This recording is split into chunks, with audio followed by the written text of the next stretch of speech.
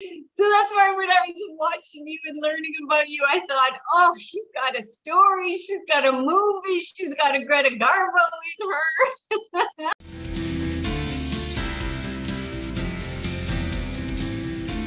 Welcome to this conversation with Sherry Nelson. She's a model, she's an actress, she's a businesswoman, and she is so sweet. This is such a fun, chatty conversation. I hope you'll enjoy it. It also must be really frustrating to have your career put on hold, not being able to go back.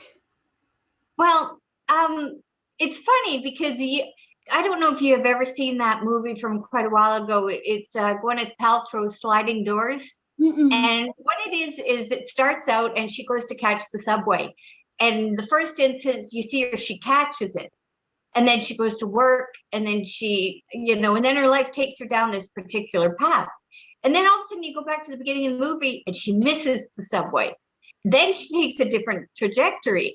And in my instance, without COVID, I don't know that I would be a co-host on so many platforms, because at the time before it happened, I was in the air all the time, flying around, initially looking, applying for lumber trading jobs.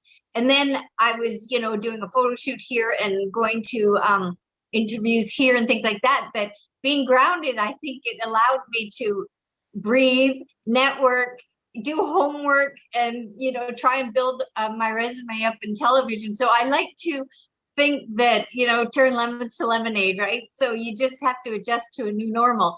And I, like you are, moving to a whole new world, and perhaps it's part of the Canadian culture. We rely so much on exports that if we get hit with tariffs or a US housing collapse, we have to adjust. So I think that's key to, longevity or a healthy mind. You just have to adjust. Like you, I saw you taking your show on the road and you were investigating the area, and, you could have, taken the easy path or, the lazy path of just being somber and upset and disappointed that you weren't with what was familiar. Instead, you kind of took charge of it. And I love that. And I recommend it. And, I think it's exciting because, like you said, it's like scavenger hunt.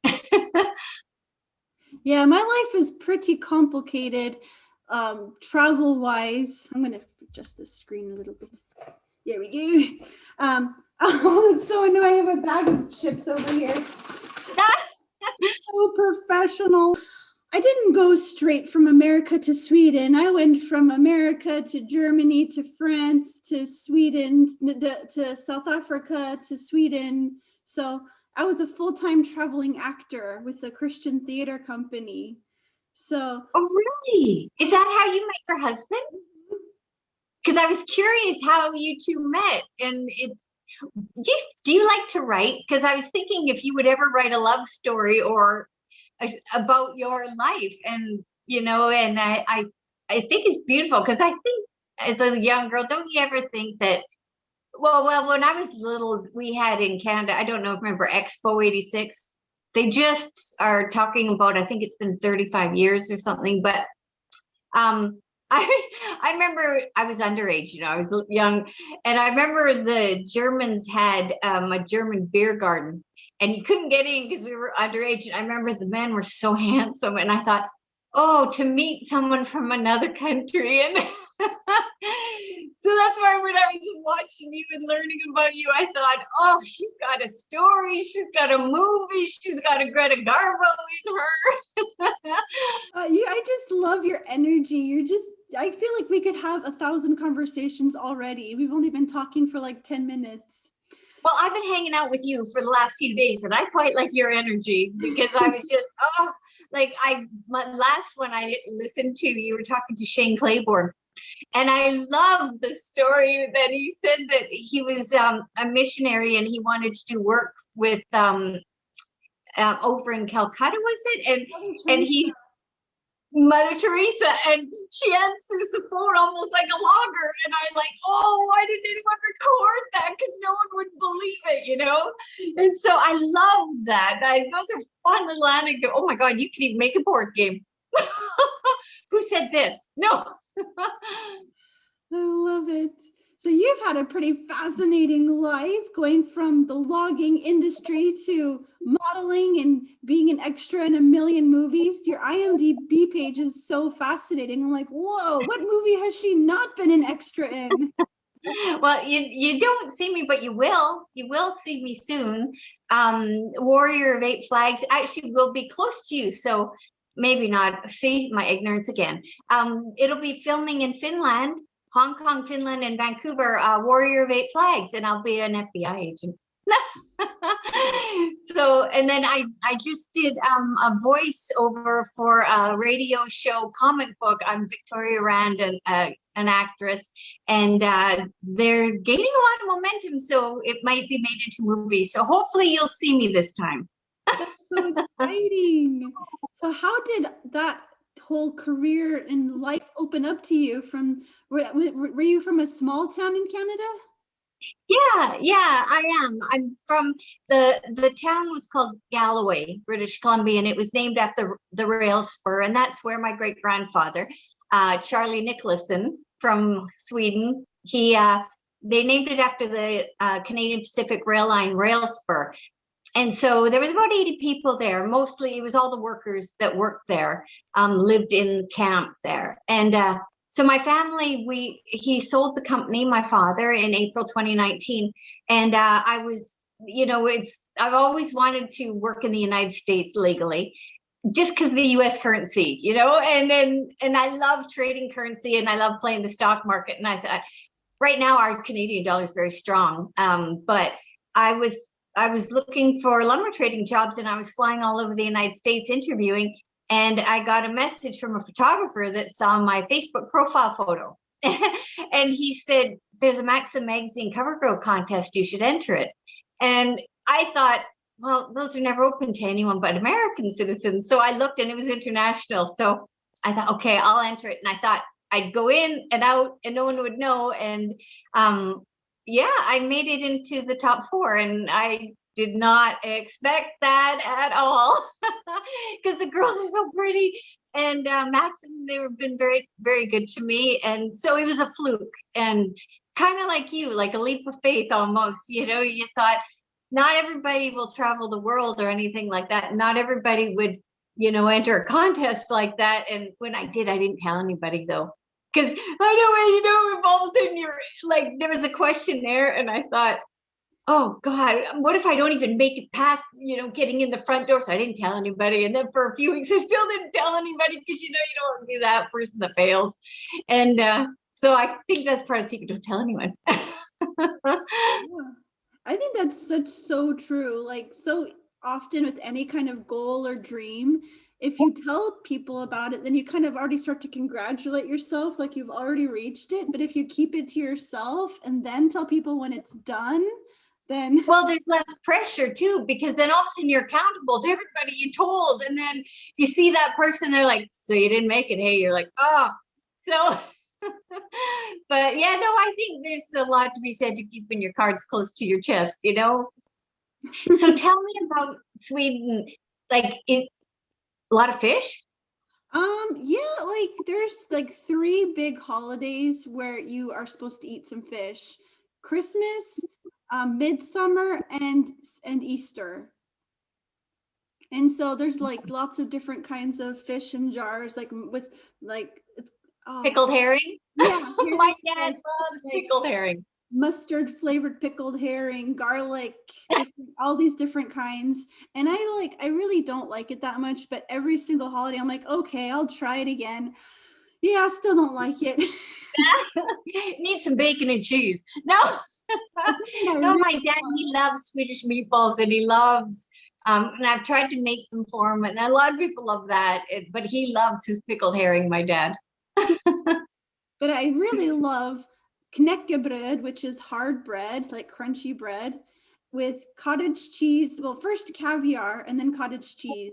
But this isn't like Russian black caviar. This is just like in a tube. We get lots of food in tubes over here. You can get you can get shrimp and cheese in a tube that you put on bread, and this normal caviar that is just really nice and salty, and then you put cottage cheese on top of that, and it's so nice. Oh, really? See, there's a fun show, a shopping show. I don't know anything about the world of maxim and modeling. So you had never even considered any of that before this person just said, hey, you should try out for this. Is that? Yeah, no, I wouldn't have. And, you know, also, if I was still working for my father, I never would have. You know, I would have just kept my head down and, you know, even, you know, no disrespect to Maxim, no disrespect to models or anything like that. When I was getting further ahead, and I would go into job interviews, I was terrified that somebody knew I was in that, because I wanted them to know me for my knowledge of lumber market and my history in knowing the trends of housing.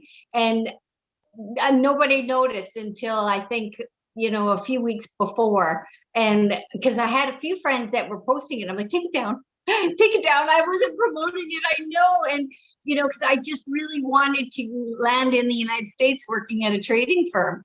And so, no, but I'm happy that it did what it did, though right now they're having a historical lumber run. But I remember my dad, he goes, there was an article written about me, and it was very kind. It was really nice what they said. And my dad goes, they seem to like you down there. He goes, and lumber's so volatile right now. Just give it a shot. So I said, okay, I'll do that. and I don't begrudge people. It was hard to get someone to take a foreigner on, because they'd have to sponsor me and do all these things. So, you know, I might end up in lumber, but I think this offers me an easier avenue maybe to get a legal work visa. So yeah, I'm a worker, and yeah. Did you go from that to getting onto all these movie sets?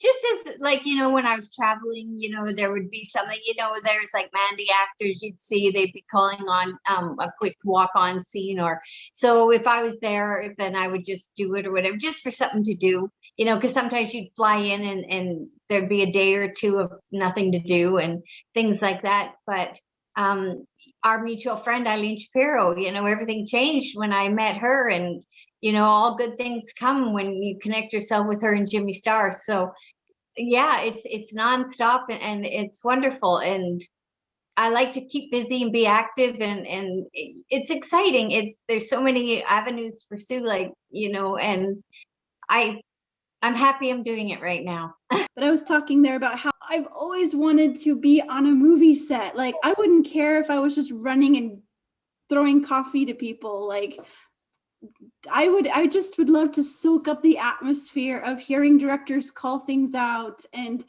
seeing people going from hanging out to being in character. And yeah, oh no, it'll happen. You're with the right network. Like, they're proactive on it'll be easy.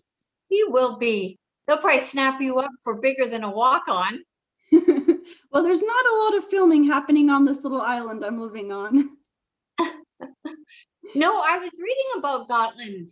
You know, like you guys, a couple of years ago, there was a little heat going on over there. When did you move to Gotland? I came here 2016 was when it was like I first started my longer chunk, but there's been a lot of traveling around that because my kids were born in 2016. Ah, no, I was seeing that, yeah, the military started putting their equipment over on the island. I thought, ooh, you know, like, I know when I was younger, I was in Germany, and I remember seeing the US jets flying over, and it's one of those things, do you feel safer or more nervous? You know, like, I love the power and strength of hearing them and seeing them, but then you think, but why am I seeing them? So I have much simpler thoughts about these things. Like, it was really annoying when I was working at I don't work right now. Currently, I'm just an editor, YouTuber for other people. But it was just really annoying when all these military guys would come into the restaurant and just tramp mud and dirt everywhere. Like, oh, I've already mopped this floor. Come on. really? Because they would come in and get some. I used to work at you'll like this. I worked at a 1950s American themed diner. Really? Oh my goodness. So what do they call the fries there? I think they just call, pommes frites is the Swedish word. Ah, like in Germany. Oh, wait, is that German? Because I speak German too, and so I sometimes get the languages mixed up. Pommes. Pommes? I think my brain is empty. That's really fun. Did you like, was it like 50s themed? Yeah, so there was Marilyn Monroe and Elvis and Charlie Chaplin and all these like iconic 50s characters plastered all over every wall. Betty Boop. Really? Yeah. Who's the greatest export of Sweden? Would that be Greta Garbo? I would guess it depends on who you talk to, but I think most people would say ABBA. Oh, yes. Oh, I remember when my grandma and grandpa went to Sweden, and they brought back some ABBA albums, and I remember I just loved them. Oh, yeah. I forgot about ABBA. Through Eileen, I can't believe I talked to the guy that signed ABBA. Like, what? Howard Bloom? No, what's his name? Talked to John Velasco. He's the one who signed ABBA. Oh, I adore that man. You're so lucky. Yeah, I really, really like that man. I hold him in very high regard. He's just really, really smart, and he's genuine, and he's not jaded. I adore that man. Oh, you're so lucky you met him. There's so many people now that I just like, I don't want to just talk to them for 45 minutes. I want to talk to them every week. I want to talk to him every week. I want to talk to Mickey Burns every week. Like, I want to hear all their stories. Oh, no. Well, just keep in contact with them. You know what? Like, you're a great lady, and I'm sure that everybody would love to. Just always keep the door open, I think. Yeah, that's right? true. Yeah. No, but you're so right. And just to be around those minds, I love a smart mind. Like, that's the most attractive asset to me. A smart mind, ambition, kindness, of course, but yeah, I just love to learn, I love, like I said, seeing the church and the museum through the eyes of your children, because it's so unfiltered, and it's just pure and beautiful. And yet I love to see life through the eyes of an experienced person like Mickey Burns and John Velasco, and everything I've learned about interviewing, I've learned from Mickey Burns' book. And, I don't condemn people when they're successful. I try to learn, right? I don't like when people, attack people. I don't know the Kardashians well, but why do you condemn that? I don't understand. Like, they're beautiful. I don't know. They don't inflict harm on anybody. And I don't like toxicity. I love, like, that's what I said. I loved your show, and you should be connecting with the schools, whether it's in America or Sweden. I love what you do. It's wonderful. Yeah, something that you said really resounded with me and connects exactly to what you were saying, the toxicity, the like, you didn't want to be known as the Maxim girl. You wanted to be known for your brains and expertise, and in the way that women just like, oh, you're so skinny, you're so beautiful, I hate you. Like, why are people like this? Why are people so threatened by beauty or femininity in general? Why can't people just cheer each other on? Like, yeah. Well, when I was applying for lumber jobs, I remember there was a job, and I really wanted it, and it was creating a whole new species, a Western spruce division. I really, really wanted it, and it was between myself and another person, and I didn't get it. A man got it, but I am not going to attack the man for getting it. I need to know what he did better than me and learn, and give it a go another time, or improve myself there. I'm not going to blame anybody. It's all my fault if I don't get it, and granted, perhaps it was, my citizenship, but still, they're not going to pick someone that's not going to do well for the company. I just need to know how to improve myself, whether it's my mind or my physique, like, and I don't begrudge Maxim, for certain roles, you need to look good. And it's funny because I was watching this documentary about the Invictus Games, or about, I forget what that race is, but what's that event where people are like run through the mud, then they climb a wall? There's that, they call it a PX, no, they call it, they do it around the world. But I was thinking, life is like one of those adrenaline sports. You need to be healthy. You need to have good stamina in order to continue on in life. Life really is a competition, you need to compete to have a healthy body, so you have a healthy platform if God forbid you get sick with something. Or for, especially in entertainment, everything is very physical, so you really got to every day improve yourself. Self-improvement every day should be the foundation, and then everything else is secondary. And like, as a mom, right, you want to be as healthy as you can because you want to be there for your girls and your husband. And you do a lot of heavy lifting as a mom, because you're there emotionally, and but I just think life is all about, I got to climb that wall faster, I got to, right? So I just thought about that the other day. You can never expect anything to just come to you. It's lovely, but it's all about proving yourself and building your legacy, because that's all you have.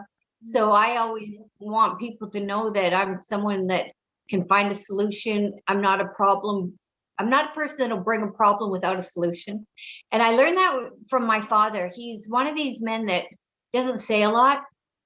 And so if there was a problem, I had to have a solution, and then I would go to him with the problem and my solution, or two solutions. You never want to be that Debbie Downer girl. I just want someone to know they can count on you to get the job done or to add value, whether it's to a scene in a movie or hopefully to a platform of a show that I'm co-hosting. I need to add value to anybody that's sitting with me or anybody watching, because I don't ever want to waste anyone's time, right? And everything, like I said, is a competition. So when you get a job, I'm always so thankful I got the job, and I never ever want anyone to go, oh God, why did we hire that one? So, right, it's all about, building up your resume and making it just strong. And as soon as they see your name, they'll be like, oh, she's good. It'll be easy, like she'll work hard. And I think that's it. And like you said, you had John Valesco and Mickey Burns, and these people don't know this crazy girl from Canada, but I hope that when they hear my name now, they know that I'm hopefully valuable in their world. Yeah, that really resonates with me. Like, one of my biggest, deepest things is that I want to be relevant. And you are. And well, that's the thing.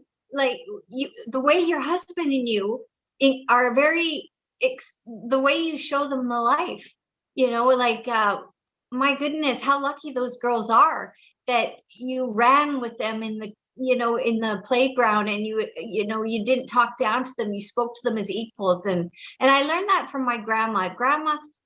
She could talk to a 5-year-old as an equal, never down to them. Or she could be any age group, and she was fun, and you with your husband, I love the teamwork you have, but you laugh a lot in your family, and you always want your childhood, I believe, to be a happy place. So when your daughters are older and they're getting ready for Christmas, they're happy because my mom did it this way. Or like, it's just joyful because life is a gift, right? And my goodness, you got to go so many places in the world and see things probably more than most people, because you got to live there. And how I admire that about you, because so many people would be too afraid, and not a lot of us can do that. So no, I respect that. And I love that you have that energy to show your daughters that life is good and soak it all up. You're just the sweetest person. No, and I don't say that shallow. I genuinely totally feel that, and I love like I said, I learned from you and your husband, and I love it. And my goodness, your daughter's little eyes, those big blue eyes, are so cute because they're in awe of what they were seeing, and I loved it. You can tell they're smart. You can tell they're really smart girls. They're a little too smart. They're going to be 5 soon. It's just like, oh my goodness. They're so cute. So do they have similar personalities or total opposites? They're twins, right? Yes, they are twins. Amelia seems to be more of the gung-ho, I'm going to do what I want to do, and it doesn't matter. And Eleanor is a bit more on the sensitive, nurturing. She will, like, if Amelia wants something, even if Eleanor really wants it, she will eventually say, okay, she can have it, to keep the peace. Who was born first? Amelia was born 2 minutes earlier. Oh, really? I would have thought it would have been Eleanor, the mom role, because she came first. Oh, okay. Oh, that's cute. Oh, what were your cravings? I just remember that I couldn't really eat much those first 3 months. I was like surviving on cottage cheese and rice cakes. I can't really remember any specific cravings. I just remember that I was so sad that none of the things that I loved before sounded good anymore. Like even chocolate. Like chocolate just sounded like to me. Really? Yeah. Really?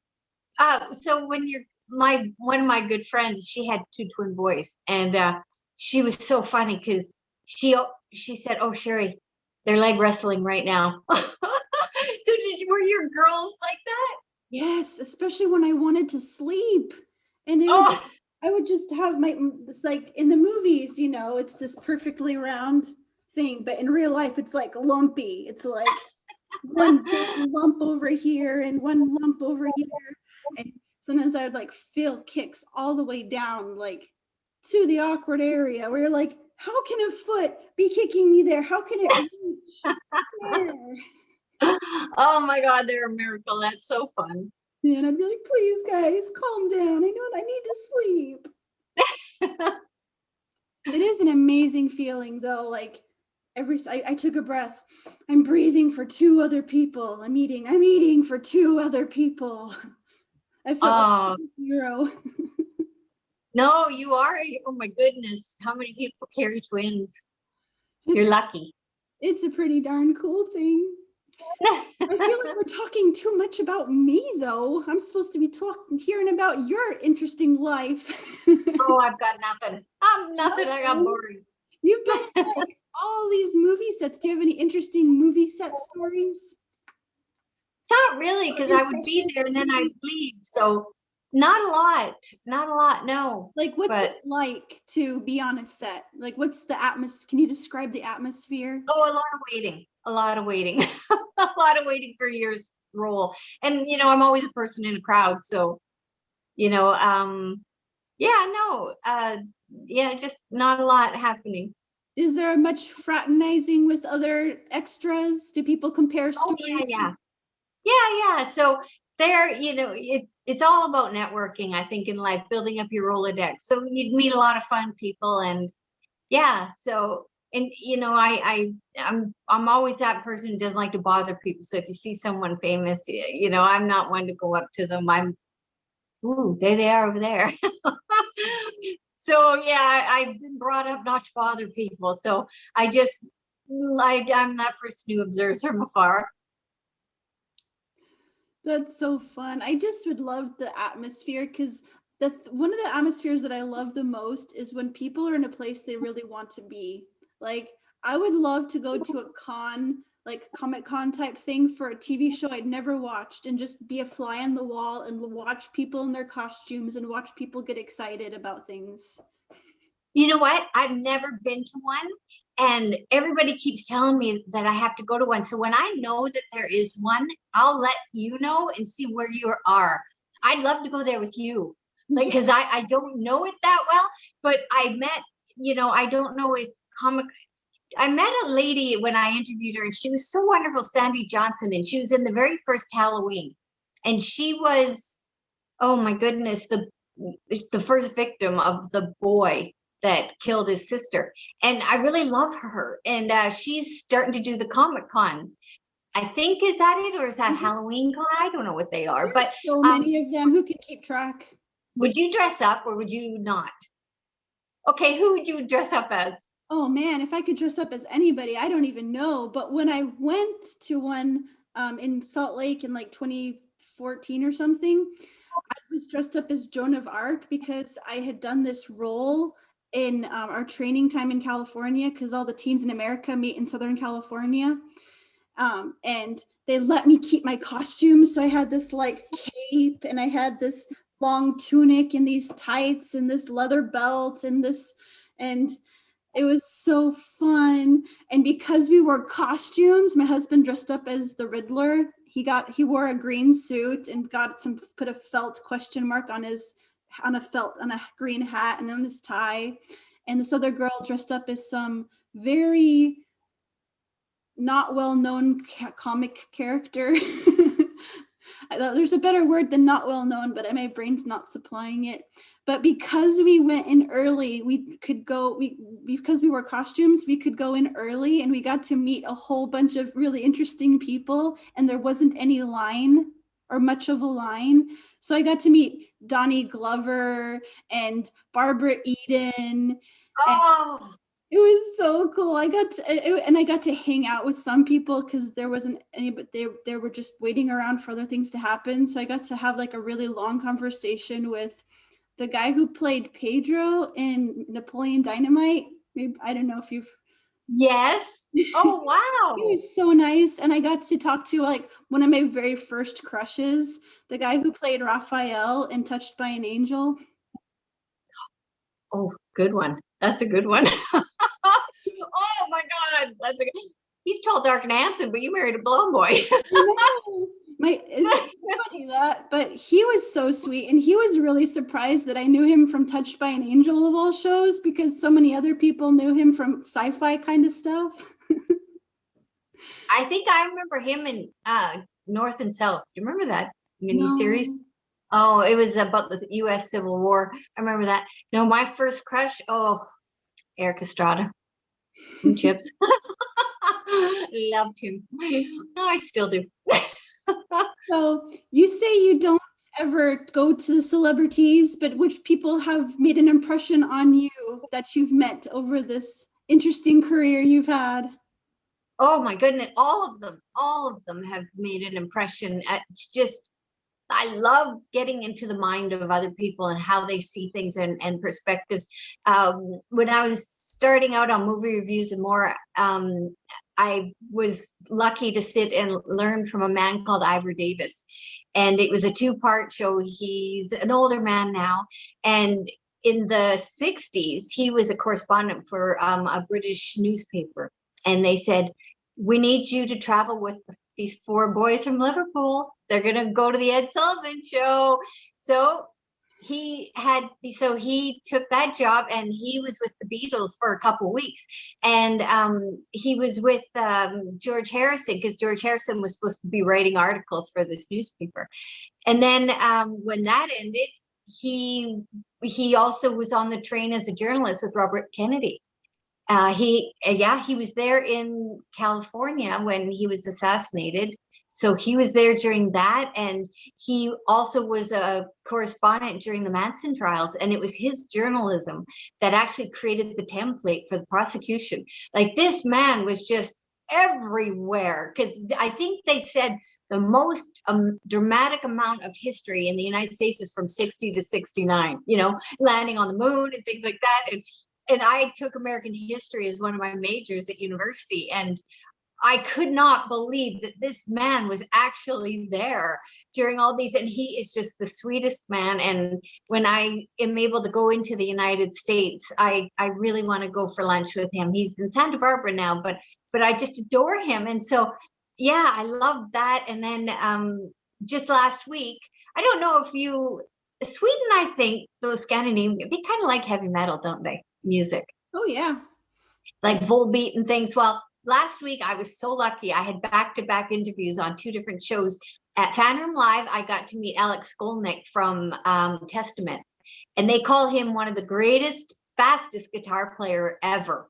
And when he plays guitar, it's an extension of him. It's just amazing to see. And I don't know enough about instruments like that, but it's a part of him. And I never knew guitars could sound like that.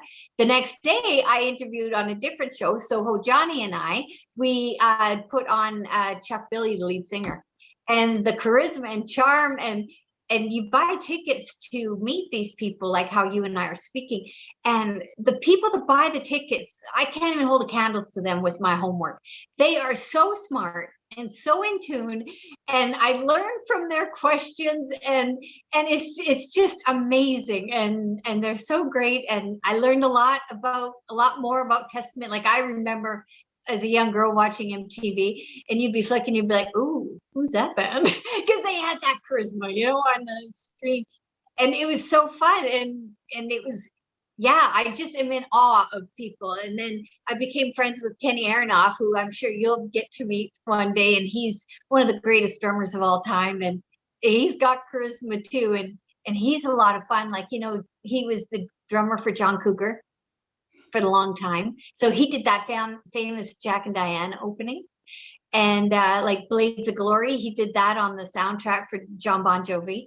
So it's unbelievable, and I know you probably feel the same way when you watch a movie. You're like, I know that person, or like you hear them on the radio, and it sounds so much better now on the radio when you hear them playing. It's so, I'm so excited. I've won the lottery. I can't imagine that I talk to these people, and yeah, it's so fun, and I really, really like it. And I hope they like that I can be there. But yeah, but kind of like in lumber, I was very strong on the phone, but face to face, boo, I'm weak. I don't talk a lot, so I'm okay right now. But when I go into the United States, watch, I'll probably become really quiet again. I have no courage. Oh, I think you do. And I think that the conversations that we have can transform us, in that when somebody believes in us and says, like, you know what, you've got something special, and I want you to be a co-host, and you build these things up when when I'm feeling discouraged. I think, wow, they saw something in me. And people that are like, have these fascinating lives and amazing skills are thanking me to be on my little YouTube channel. Like, okay. Well, I think it's because your show is not toxic. There's a billion podcasts out there now, and you have to stand out where people, want to learn from you. Like, oh, this is going to be a pleasant experience. I've had a tough day at work, or, and that's why I thought, oh, I'm going to watch a few shows. I watched a lot of your shows because everyone was different, and you're an amazing reporter, and you pull out really unique stories from people, and yeah, it's really great. And then the icing on the cake is when you do your family outings. I quite enjoy that.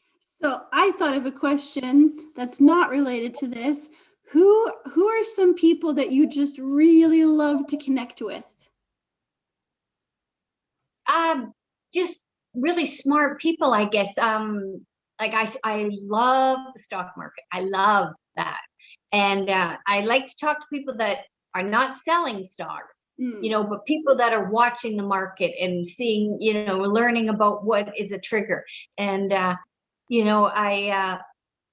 don't know if I can act, if I can hold my own. And so I'm curious now on how to learn how to do that. And I want to learn from the old classics, like, the Greta Garbo, my goodness, or Betty Davis. Like, all you had was a look sometimes from her, and you knew what she was saying.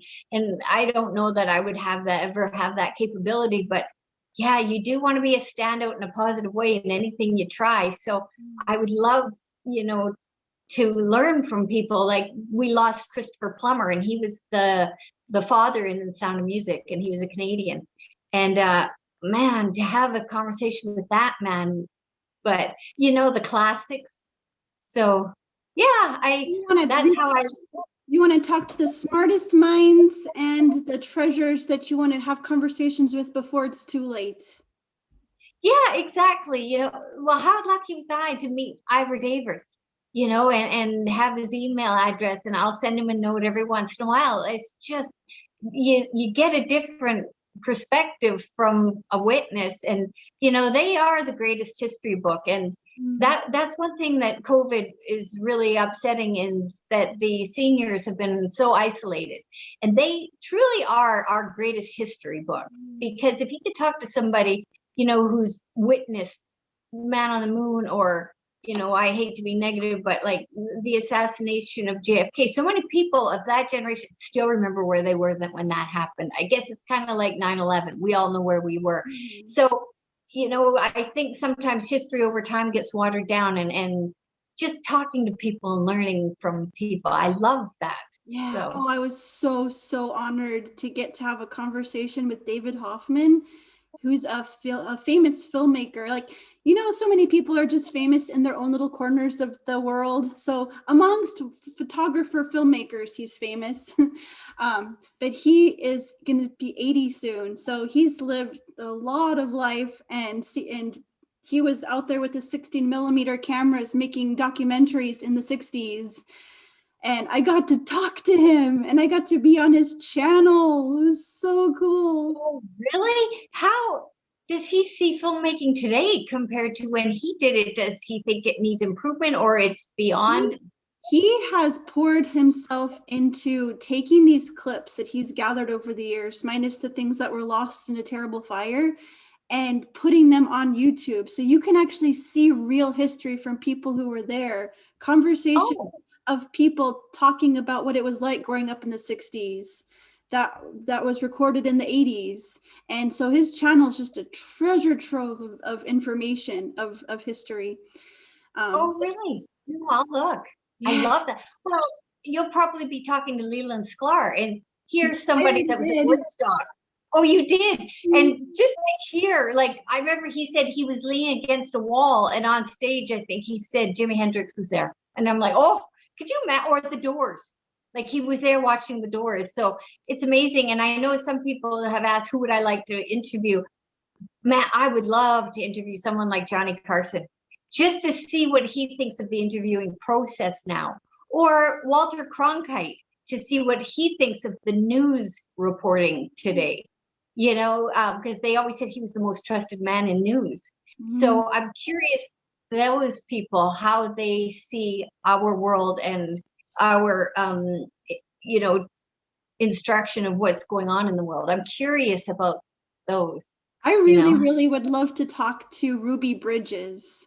She's the first little girl, the first Black girl who was in an integrated white school. Is that the one with the famous photo of her walking? Yes. Ah, really? I bet. She's only like in her late 60s. Like, it's just so crazy how recent this stuff is. Like, it resonates today. Yeah. Like, when I was in school, this was only like, I was a child of the early 90s.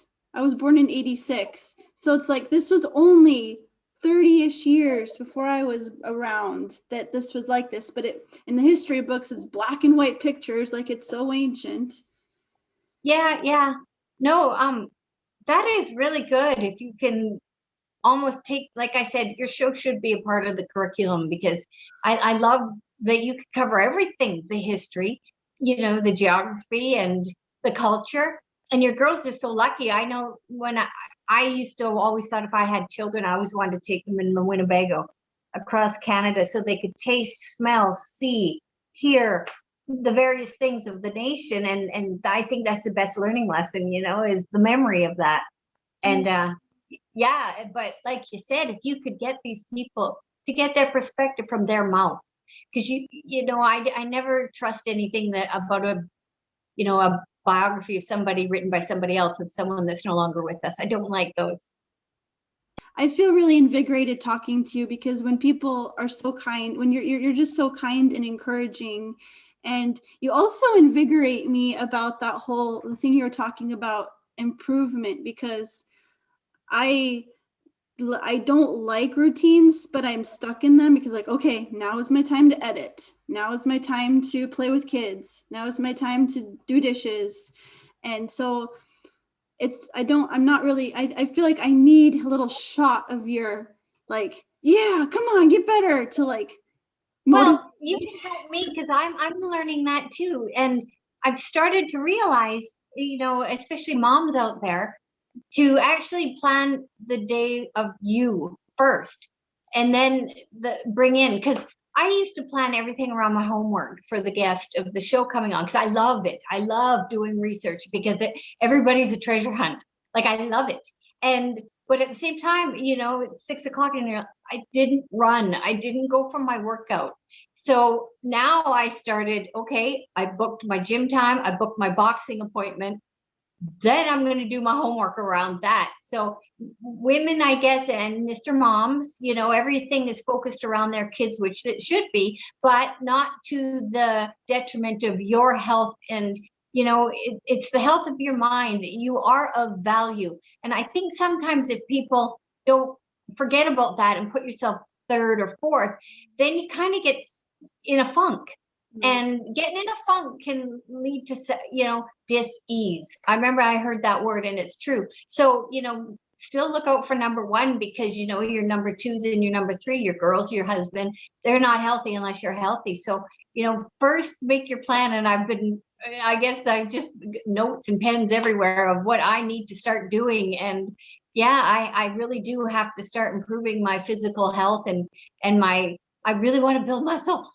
So no, I'll be your girl. Like, I love it because there's something about you that I'm really in tune with, and perhaps it's the environment and the connection with my great grandfather. Because it's funny, I'm on Vancouver Island, and the distance from me to the mainland is your distance to where my great grandfather was.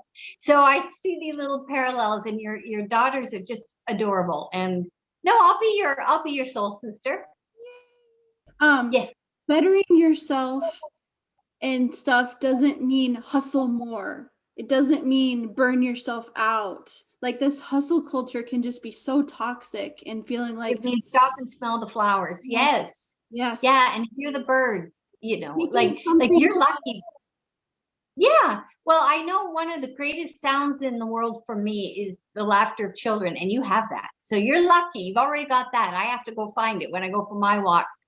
But I think, if COVID teaches us anything, I think it's to really lift our head from the phone and look around us and take in that sun and warmth on us, and, look at the flowers as they grow, and, just look around again. I hope people lift their head from their phone. I know I did. I was always looking down on my phone on, I got to get this done and I got to answer these messages. And I do feel bad if people think I take too long. Sometimes I don't mean to, but I just need to not be so reliant on my phone. I just need to connect in real life. Do you know, I'll share something about Swedes. When it's dark for so many months of the year, it's ridiculous. It's when the sun is going down at 3 p.m, and it's like, come on, and stuff. So when the sun actually like comes out for the first time in the spring, Swedes will just stop. No matter if they're like walking and they're in the sidewalk, they'll stop and close their eyes and just feel the sun and just soak it in. That's what we do in Canada. It's so funny. You can tell when spring is coming because you'll drive down the street and everybody's sitting out on their front step because the sun is out. We're not getting hit with the snow. I'm on the 49th parallel. Where are you? Do you know? The 49th parallel? Yeah, 40 longitude, latitude. I'm on the 49th. I have no idea. Do you get the Aurora Borealis? We do not get that on this island, I don't think. It's up I know in north of Edmonton, Alberta, they get it. It's these great green light. And I thought, if you could do a show with that behind you. Oh, it's so beautiful. I'll send you photos. Sounds good. Well, thank you so much. It's so great to talk to you and connect with you. My heart just feels like, friend. No, you're doing great things, and I really am happy that you invited me to your show. It means a lot. Yay! So as you know, because you've watched some of these conversations, the way that I end is I give hugs. Digital hugs. You're so great. You too. Oh. Bye.